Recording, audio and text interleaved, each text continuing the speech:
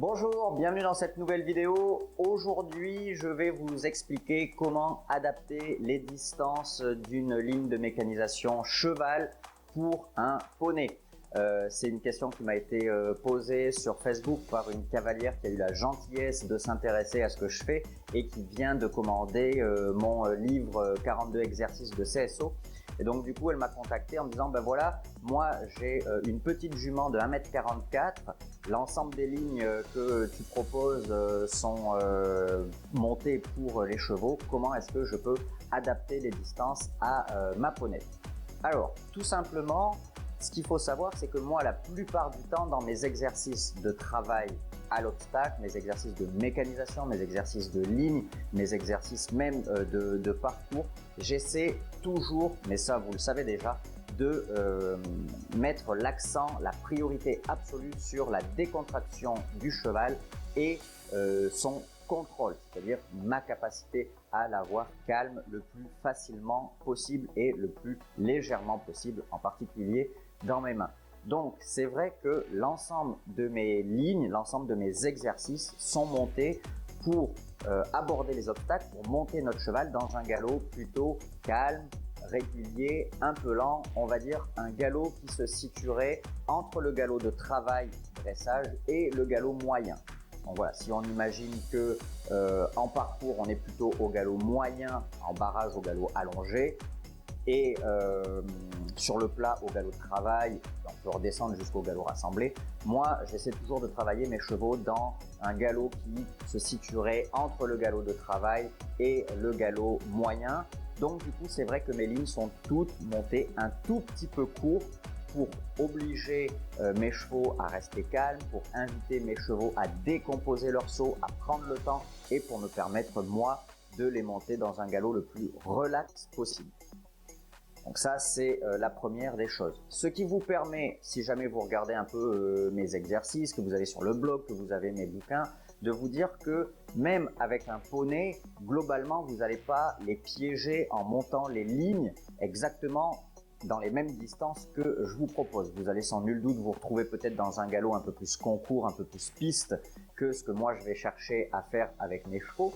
Mais si jamais vous êtes vous aussi avec votre poney, on va dire un poney D, un grand poney C qui a un peu d'amplitude, vous allez tout simplement avoir à réduire un petit peu ces distances de 50 cm. En règle générale, ça devrait suffire pour vous permettre, vous aussi, de travailler votre poney, votre petit cheval dans cet état d'esprit de décontraction, de légèreté, de calme. C'est super important d'avoir des chevaux calmes à l'obstacle, à l'entraînement et au paddock pour ensuite pouvoir galoper sur la piste avec des chevaux qui se préparent à se rassembler, qui restent décontractés dans leur tête.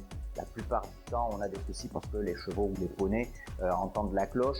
Nous, on part au galop et derrière, hein, c'est un petit peu la course à l'échalote. On a besoin de chevaux calmes, disponibles et à l'écoute.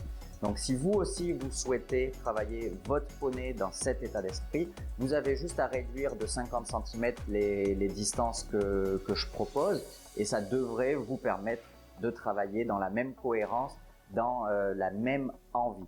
Et donc du coup, j'en profite pour terminer cette vidéo par cette petite phrase que j'aime bien et qui va vraiment vous permettre de visualiser ce que moi j'ai en tête quand je travaille mes chevaux à l'obstacle.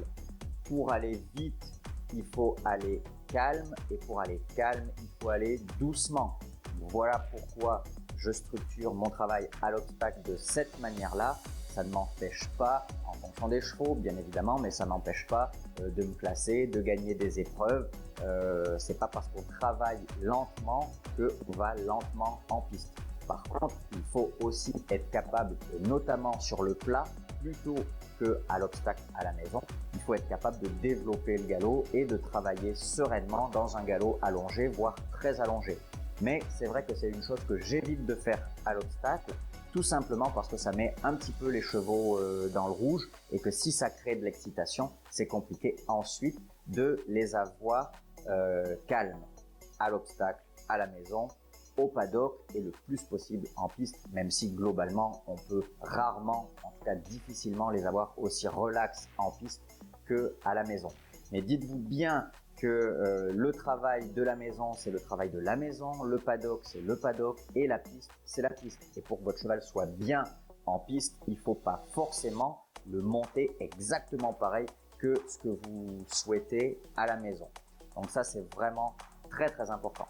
Voilà, j'espère que cette vidéo vous a plu, qu'elle va vous permettre d'adapter les distances en fonction de la taille de votre poney. De toute manière, la plus grande vérité sur cette notion de distance, c'est qu'il faut que votre cheval soit confort dans l'état d'esprit dans lequel vous voulez le travailler. Si vous avez besoin de réduire un petit peu une distance qui est en théorie écrite noir sur blanc sur le papier, n'hésitez pas. S'il faut l'agrandir un peu parce que votre grand cheval n'est pas à l'aise dans des distances un peu courtes, eh ben faites-le, et au fur et à mesure de ces progrès, vous allez soit pouvoir agrandir de plus en plus, soit pouvoir rétrécir de plus en plus, mais ne le coincez pas dans quelque chose qui détériore votre équitation. Voilà, j'espère que cette vidéo vous a plu, qu'elle va vous permettre de progresser. N'hésitez pas à me mettre un petit like, à partager la vidéo si elle vous a plu et à vous abonner pour ne rien rater des petits conseils que je peux vous donner. À bientôt sur Terre de Sport Équestre. Salut!